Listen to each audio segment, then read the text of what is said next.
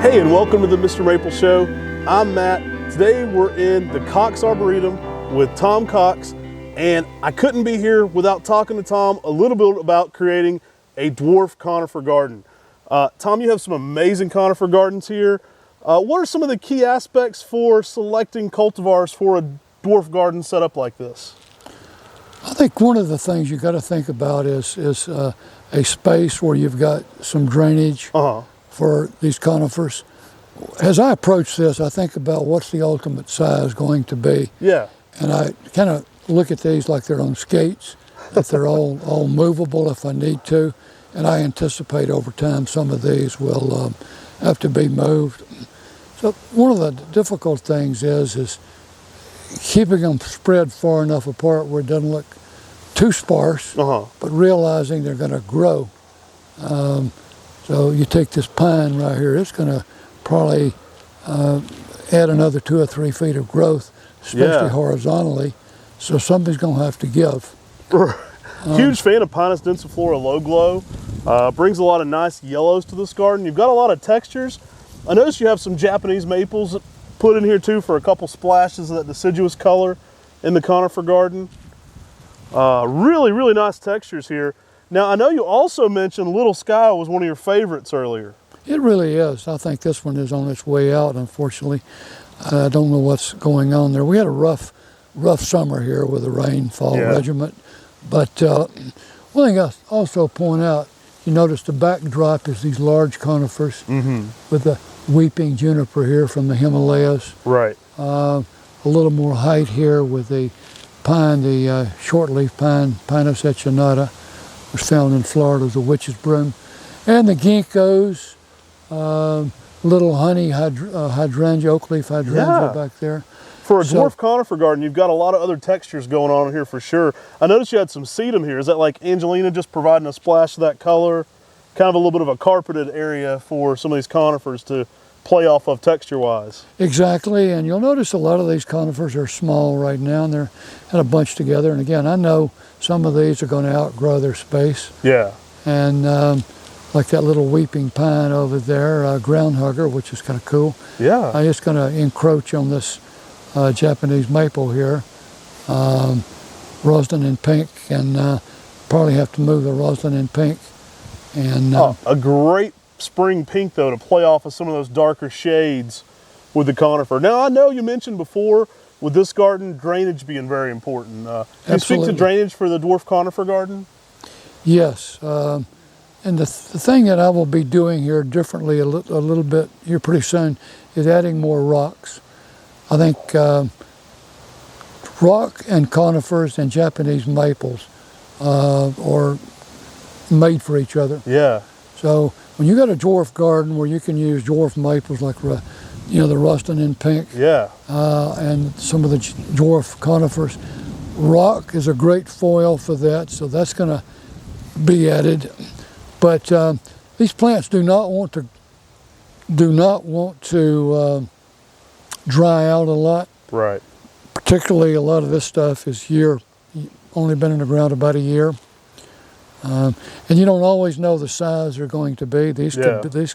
So some of these I know are going to get larger, and some may not get so large. So we just have to play off. I like this tea olive you've got here a lot for the kind of the rock garden or the small area garden. Kaori Hime. I like how small the foliage is on that one. I'm a big fan of it. I think it adds a lot texturally too. You've got it playing off that low glow and the ginkgo behind it, and it's just a lot going on there for textures. Yeah, we didn't want to create, as I said before, a conifer ghetto where everything is, strictly conifers, but some other plants in here just to break it up a little bit and add some interest. And but it does. The nice thing is I can come out here in January, and it essentially looks like this. Yeah. Some of these may change a little color, but one thing you'll notice here, Brian and Matt, is all the different forms. Yeah.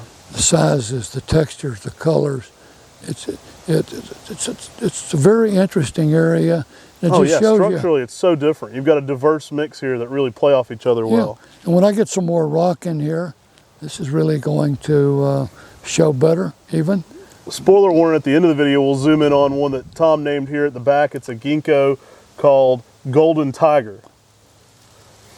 Yep. Sport on a ginkgo back here that got my heart beating really fast when I walked up to this garden. Well, I wanted to get this one on camera because, you know, a lot of you guys are making dwarf conifer gardens, and, you know, definitely check out Tom's book on conifers and ginkgo for the Southeast, landscaping with conifers and ginkgos for the Southeast. But I wanted to get this on camera because Tom has a beautiful, you know, dwarf conifer garden here. But one of the things I love about it, you definitely say it's versatile. You say your plants are on skates and you kind of change them around, but you're willing to play with the makeup here and kind of just put the best stuff forward. That's true, and I would say that you can read the books on these and study them, but you ultimately got to play with it in your garden. It's going to be different in Portland, Oregon versus here. It's going to grow faster here, Right. And what have you. So Tom, let's talk about the mulch here. Yeah, I don't use black mulch anywhere in the whole arboretum except here. And I chose black here because I thought it showed pretty well against the conifers. Right. I tried the brown and it just seemed to get lost in there. So we've done that here, and what you use is a matter of personal taste. Right. But I definitely recommend mulch. Wherever you plant, mulch, mulch, mulch. Another thing I'm looking at here is how that Japanese white pine there, Blower Angel or Blue Angel, you see it's got some needles that are turning yellow. Yeah. And the hue and cry sometimes is, oh, my pine is dying. Right. No, that's just natural senescence of the needles this time of the year. You know, some of us shed our hair, and but everything's going to shed some. So that's just all that is don't get too alarmed when you see it. And there's an A-Beast farmer right up there, by the way. Oh, yeah. I'm going to have to come collect some seeds sometime. Yeah. Tom, thanks for jumping on here for a minute, letting us show your dwarf conifer garden here. This is a prominent place here at the Cox Arboretum, right here next to your house where you can enjoy some of these plants. It's placed prominently because it's got a special area, so some really cool plants in here. And we just really appreciate you taking your time to share your knowledge about some of these plants with us. Well, I appreciate you coming here. Yeah, this is where I can get to it and see it every day. Yeah, so thank you.